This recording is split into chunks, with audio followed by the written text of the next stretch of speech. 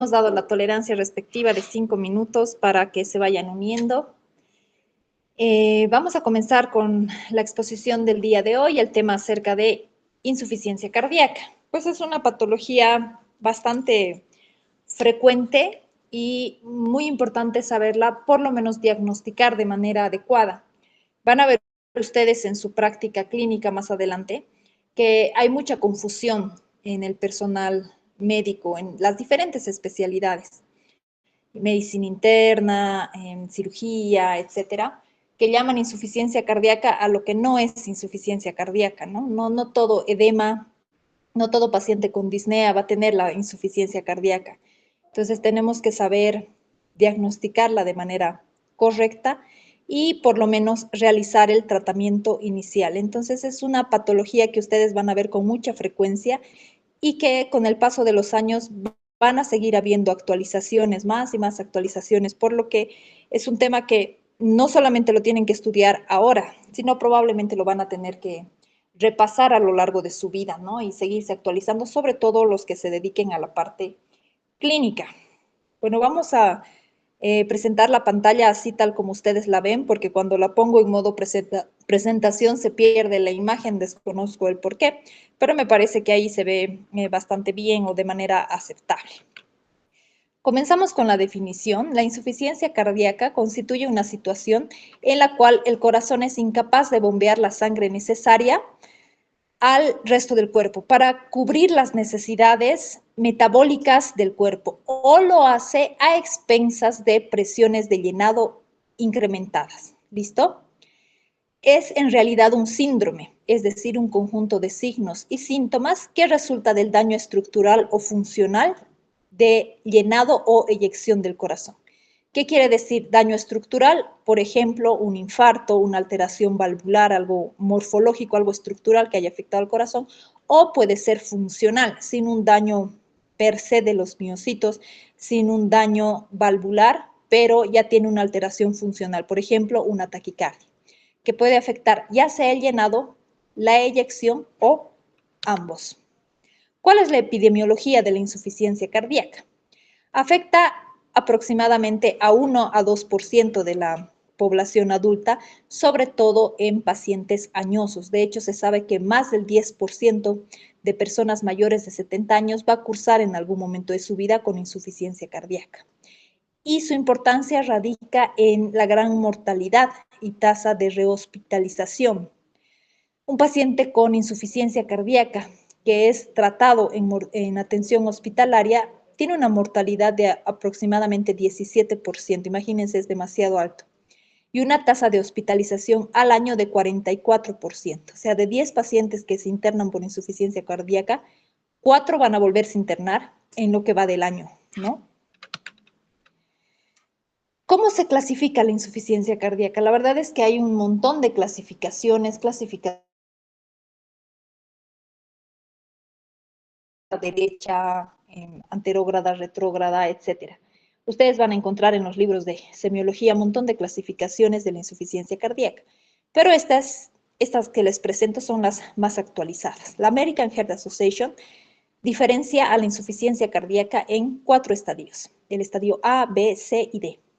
En el estadio A tenemos pacientes con factores de riesgo de insuficiencia cardíaca. Todavía no tienen síntomas, todavía no tienen alteración estructural, solamente tienen factores de riesgo.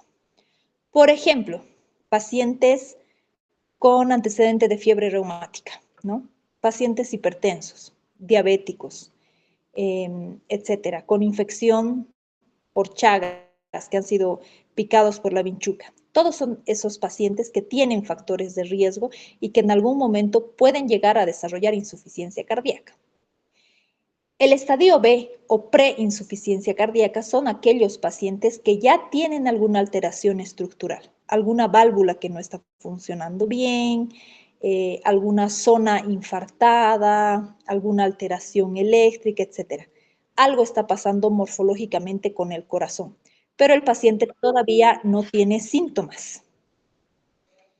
Solamente daño estructural sin síntomas, asintomática. Ese es el estadio B. Esto es pregunta de examen casi siempre, ¿ya? Los estadios de la AJA, por si acaso. El estadio C aquellos pacientes con daño estructural que además ya tienen la clínica, ya son sintomáticos. Y el estadio de pacientes con insuficiencia cardíaca avanzada. ¿Cuál es la fisiopatología de la insuficiencia cardíaca? Pues hay múltiples explicaciones para el desarrollo de insuficiencia cardíaca. Va a haber algún daño estructural, algo que le ha pasado al corazón, que produce un incremento de presiones en las cavidades, ya sea cavidades derechas o cavidades izquierdas, que de manera retrógrada producen congestión. Si, por ejemplo, hay alteración del lado derecho del corazón, un cor pulmonar crónico, un tromboembolismo pulmonar, etcétera, lo que vamos a tener es un aumento de las presiones en las cavidades derechas, en el ventrículo y aurícula derecha. Y de manera retrógrada va a haber congestión en la vena cava superior y vena cava inferior, lo que va a producir hepatomegalia, alteraciones en la circulación del intestino, etcétera. Si hay una alteración del lado izquierdo del corazón, entonces aumentan las presiones de llenado en la aurícula izquierda y de manera retrógrada en las venas pulmonares y en los pulmones. Esto va a generar congestión pulmonar o en estadios más avanzados, edema agudo de pulmón. Sin embargo, hay otras explicaciones para el desarrollo de la insuficiencia cardíaca, como por ejemplo un proceso inflamatorio crónico. La insuficiencia cardíaca genera una inflamación crónica y aumento de la actividad inflamatoria. Entonces, esto también va a tener efectos deleterios, tanto en el corazón como en el resto de órganos. ¿Cuál es la presentación clínica? Podemos tener síntomas congestivos, como por ejemplo disnea, ortopnea, disnea paroxística nocturna, ingurgitación yugular, hepatomegalia, edema, aumento de peso, o también datos de hipoperfusión, como por ejemplo síncope, mareo, fatiga, debilidad, caquexia cardíaca, frialdad, confusión, etc. ¿Cómo hacemos el diagnóstico de la insuficiencia cardíaca? Como les decía, la insuficiencia cardíaca es un síndrome clínico, por lo tanto, el diagnóstico es principalmente clínico. Aunque hoy en día tenemos exámenes laboratoriales que nos ayudan a identificarla, como por ejemplo BNP y ProBNP, inicialmente la sospecha es siempre clínica. Para esto tenemos los conocidísimos criterios de Framingham. Esto también suele ser pregunta de examen, de cardiología, examen de ingreso a la residencia, etc. Entonces tenemos que aprenderlo.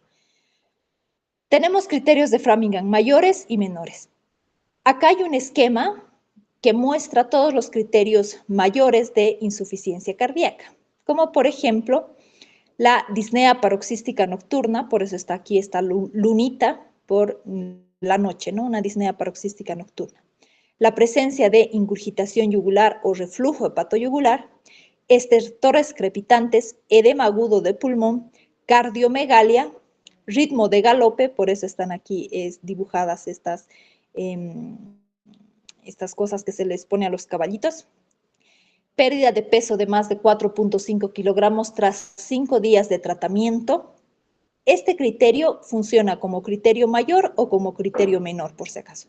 Todos estos son los criterios mayores. ¿Cuándo decimos que es un criterio mayor? Cuando su presencia es característica de patología cardíaca.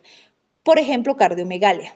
Un paciente con cardiomegalia claramente tiene ya una patología cardíaca y seguramente su cuadro es secundario a la insuficiencia cardíaca. Sería muy raro que sea una insuficiencia renal con edemas y que además tenga cardiomegalia, ¿ven? Los criterios mayores son específicos de falla cardíaca, a diferencia de los criterios menores, que pueden estar presentes tanto en falla cardíaca como en falla hepática, renal, etcétera. Son más inespecíficos. ¿Y cuáles son los criterios menores? Nuevamente la pérdida de peso de 4.5 kilogramos tras 5 días de tratamiento, que les decía que funciona como criterio mayor o menor. Edema en miembros inferiores es un criterio menor, taquicardia, disminución de la capacidad vital a 1/3 de la máxima previa registrada del paciente, o sea, disminución de su capacidad, digamos, de realizar actividad física, la presencia de hepatomegalia, disnea de esfuerzo, tos nocturna. Estos son los criterios menores. ¿Cómo hacemos el diagnóstico de insuficiencia cardíaca? Con la presencia de 2 criterios mayores o un criterio mayor y 2 menores. Ahora, en cuanto a otro tipo de clasificación clínica en la insuficiencia cardíaca, tenemos, por ejemplo, la insuficiencia cardíaca aguda, que es aquella que se instaura de manera demasiado rápida y en general cursa con edema agudo de pulmón o choque cardiogénico. Y la crónica, que generalmente clínicamente se manifiesta con un síndrome edematoso. También en los libros de semiología ustedes van a encontrar clasificación como insuficiencia cardíaca sistólica o diastólica. Sistólica cuando hay principalmente una afectación en la sístole, en la contracción del corazón, como por ejemplo una miocardiopatía dilatada, una cardiopatía isquémica, o insuficiencia cardíaca diastólica, donde está afectada más la diástole y no la sístole. Este tipo de insuficiencia cardíaca es cada vez más frecuente, sobre todo en personas añosas, hipertensas, diabéticas, etc. Por otra parte, tenemos la clasificación funcional de la New York Heart Association. Esto es muy importante también, que nos divide a los pacientes con síntomas en 4 grupos. La clase 1 de la New York Heart Association son aquellos pacientes sin limitación de la actividad física.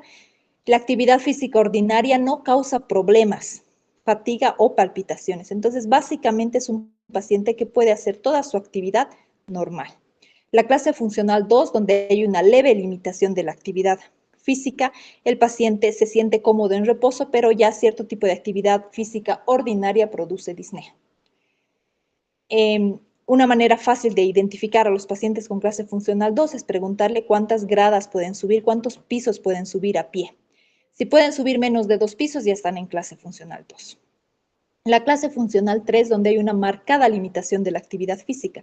Acá el paciente está cómodo en reposo, pero apenas hace algún tipo de actividad, levantarse, ir al baño, vestirse, comer, ya le genera disnea. Y la clase funcional 4, aquellos pacientes que están con síntomas incluso en reposo. Es importante mencionar que los pacientes con clase funcional 4 son pacientes con choque cardiogénico o edema agudo de pulmón, ¿no? Que están disneicos en reposo, pacientes que necesitan manejo en terapia intensiva. Por otra parte, actualmente se ha puesto de moda clasificar la insuficiencia cardíaca según la fracción de eyección. La fracción de eyección es la cantidad de sangre porcentual que expulsa el corazón en cada latido y se calcula con esta fórmula. La fracción de eyección se calcula con el volumen de fin de diástole menos el volumen de fin de sístole dividido entre el volumen de fin de diástole por 100. Y según el valor de la fracción de eyección podemos clasificar a la insuficiencia cardíaca en 3 grupos.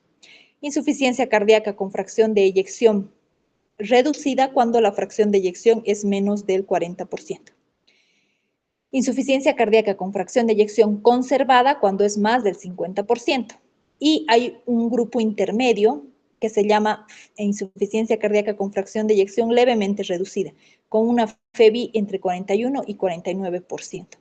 Esta clasificación es sumamente importante ya que actualmente las guías se enfocan en la fracción de eyección para orientar el tratamiento de los pacientes.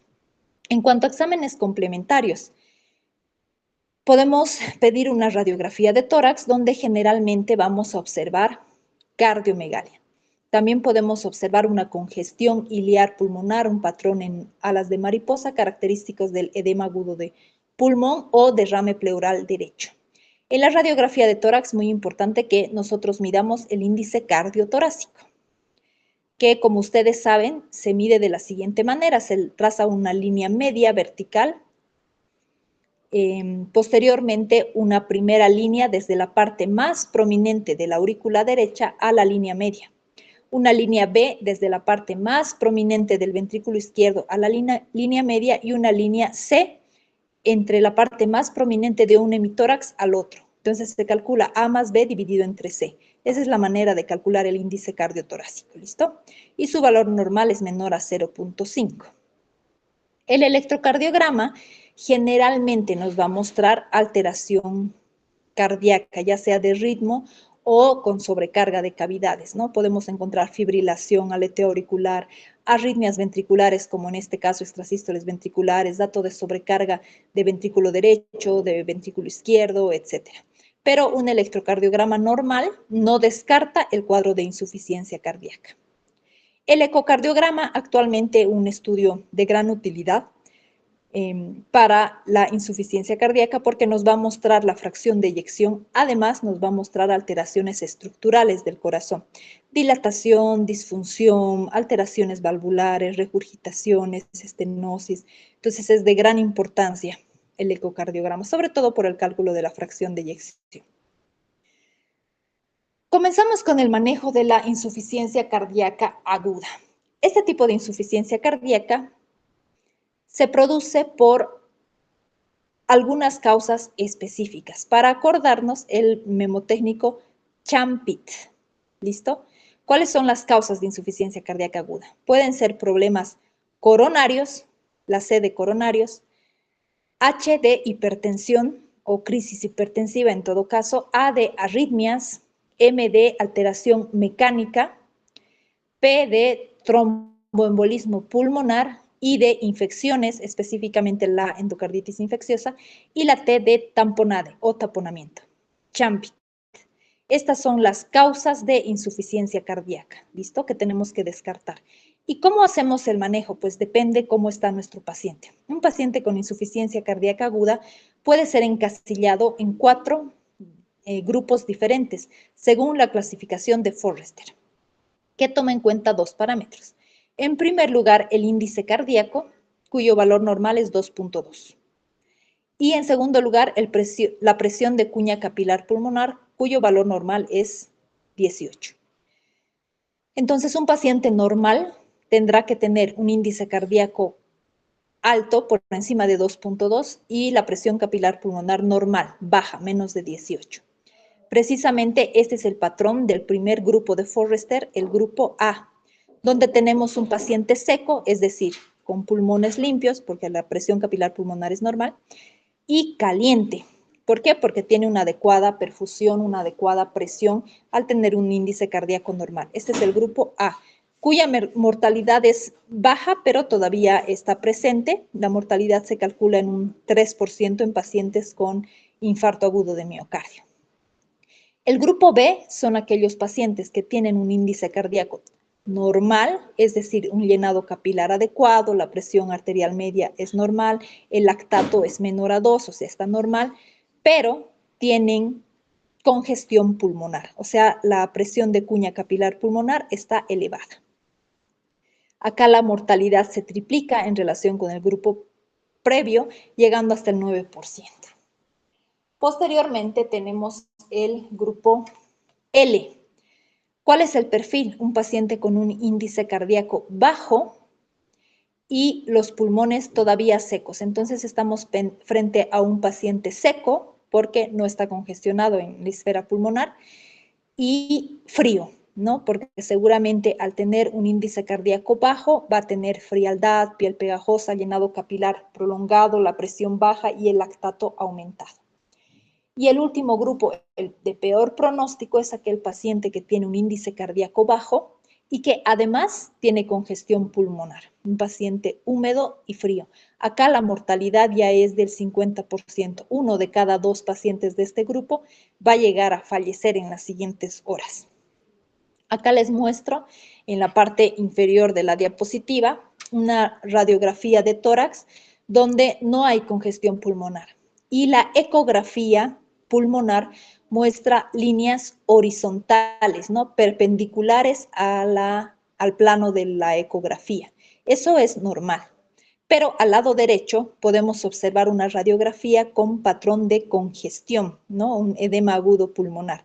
Y en la ecografía, ¿qué es lo que vamos a ver? Hay unas líneas verticales o perpendiculares al plano de la ecografía. Estas son las líneas B de Kerley, que nos muestran evidentemente congestión pulmonar. Esto es importante que lo lleguen a diferenciar porque ya es mucho más común en los servicios de emergencias contar con una ecografía para realizar POCUS. ¿Cuál es el tratamiento de estos pacientes? Pues depende del grupo. al cual estamos dirigidos. Si es un paciente seco y caliente del grupo A que está sin congestión pulmonar y tiene una perfusión adecuada, entonces simplemente vamos a hacer el ajuste del tratamiento por vía oral. El paciente puede ser dado de alta en las siguientes horas y determinamos la causa de descompensación del paciente, por ejemplo, una neumonía, una infección urinaria, taquicardia, etc. Ajustamos eso y el paciente ya va a estar pues en condiciones de alta. El grupo B, aquel paciente húmedo y caliente, es decir, que tiene buena presión, pero tiene congestión pulmonar, ¿qué tenemos que hacer? Hacerle orinar. Entonces, principalmente vamos a utilizar diuréticos, si no responde a diuréticos, diálisis y vasodilatadores para mejorar la respuesta. Pacientes en el grupo L, pacientes secos y fríos, que no tienen congestión pulmonar, pero la presión está baja. ¿Qué tenemos que hacer? Mejorar la presión a través de fluidos. Generalmente solamente con el uso de fluidos van a responder adecuadamente al tratamiento. Y el peor grupo, el grupo C, que son húmedos y fríos. Es decir, la presión está baja y además está congestionado el paciente. ¿Qué hacemos? Mejoramos la presión con inotrópicos o vasopresores y también tenemos que descongestionarlo con el uso de vasodilatadores y diuréticos.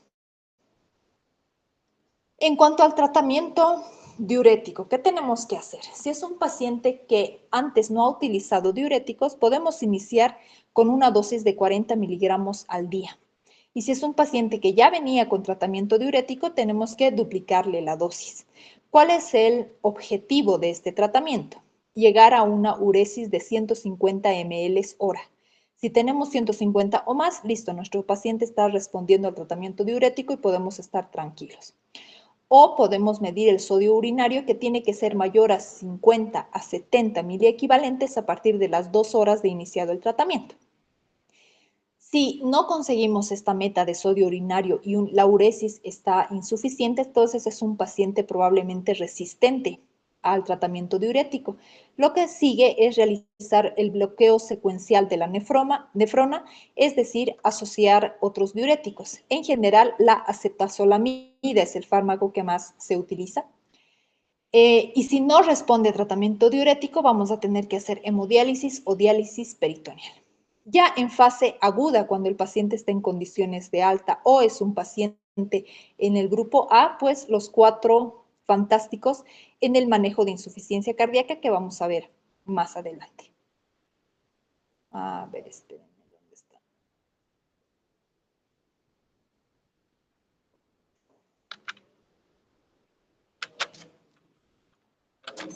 No lo tengo. Y bueno, finalmente tenemos el uso de desfibrilador y resincronizador cardíaco. El desfibrilador y resincronizador no son más que un tipo de marcapasos que tienen ciertas facultades, como por ejemplo el desfibrilador tiene la capacidad de detectar una arritmia ventricular y emitir una descarga eléctrica. ¿Y por qué ustedes me dirán? ¿Qué tiene que ver la descarga eléctrica y evitar arritmias ventriculares si estábamos hablando de que es un paciente que si congestionado, que si la fracción de eyección está disminuida, que si puede estar afectada la diástole, que hay datos de congestión retrógrada? ¿Qué tiene que ver el implante de un desfibrilador y arritmias ventriculares? Lo que pasa es que la mayoría de los pacientes que fallecen cuando tienen insuficiencia cardíaca fallecen precisamente por arritmias ventriculares, hacen muerte súbita por arritmias ventriculares. Por eso es que se les debe colocar, no a todos, sino a algunos con indicaciones específicas, se les debe colocar un desfibrilador. Por ejemplo, ¿a quiénes vamos a indicar un desfibrilador? Aquellos pacientes con una fracción de eyección menos del 35%. Ya tienen indicación de desfibrilador. Aquellos pacientes en los que ya hemos documentado arritmias ventriculares malignas o aquellos que ya han sobrevivido antes a un paro cardíaco. Estos ya tienen alto riesgo de muerte súbita, por eso es que deben ser sometidos a un desfibrilador. Por otra parte, tenemos el resincronizador cardíaco, que es lo mismo que un marcapasos, solamente que con 3 cables y tiene la facultad de estimular al mismo tiempo ventrículo derecho y ventrículo izquierdo, ¿Para qué? ¿Para qué queremos estimular al mismo tiempo ventrículo derecho y ventrículo izquierdo? Para lograr una mejor sincronía cardíaca y de esta manera mejorar la sintomatología y la fracción de eyección. ¿En quiénes se indica el resincronizador? Perdón, en pacientes con una cardiopatía dilatada con fracción de eyección menos del 35% y que además tienen un bloqueo de rama izquierda en el electrocardiograma con un QRS más de 150 milisegundos.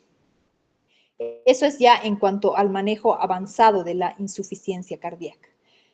Ahora, en cuanto al tratamiento, los pilares de tratamiento de la insuficiencia cardíaca.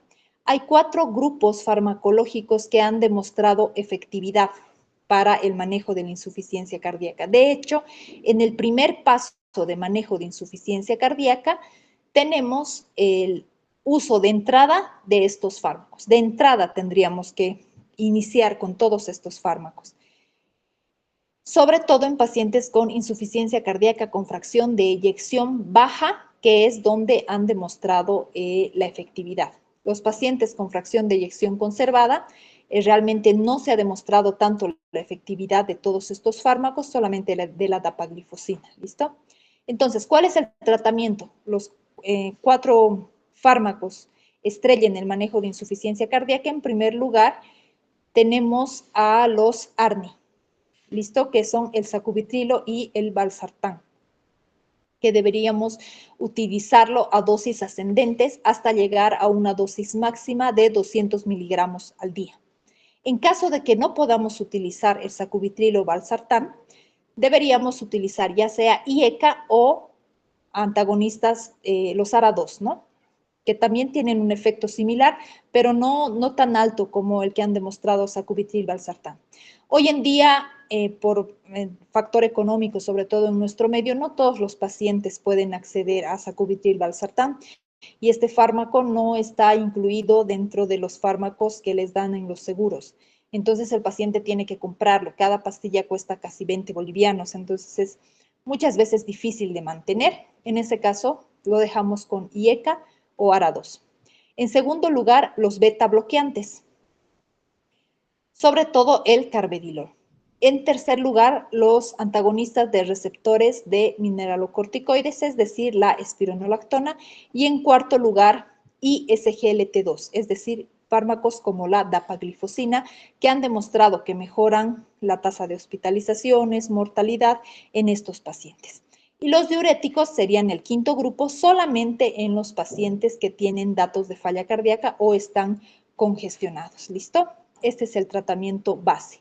Ahora, si vemos que el paciente no responde a tratamiento, pues tendremos que asociar otro tipo de fármacos, perdón, de terapéuticas como el desfibrilador o el resincronizador del cual hemos hablado, o finalmente, pues ya pacientes que tienen criterios de trasplante cardíaco.